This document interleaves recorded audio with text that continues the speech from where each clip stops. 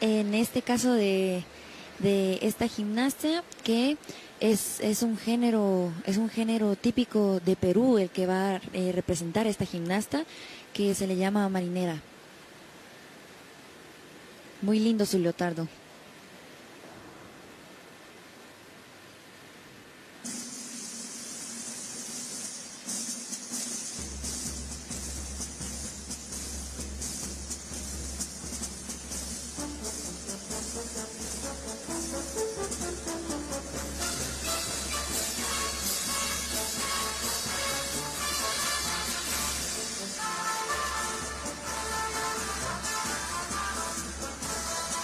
Muy linda serie de pasos.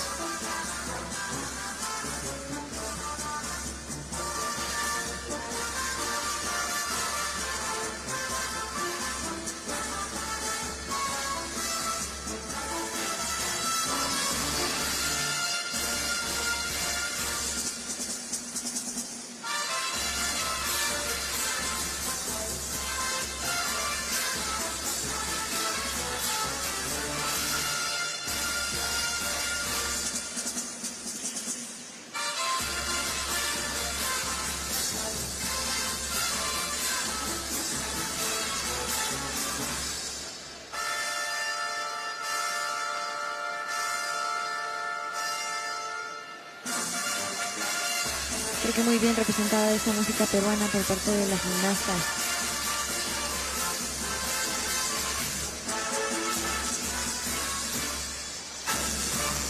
Muy bella rutina por parte de la gimnasta peruana Sofía Laicea. Creo que fue de sus mejores rutinas en este debut panamericano.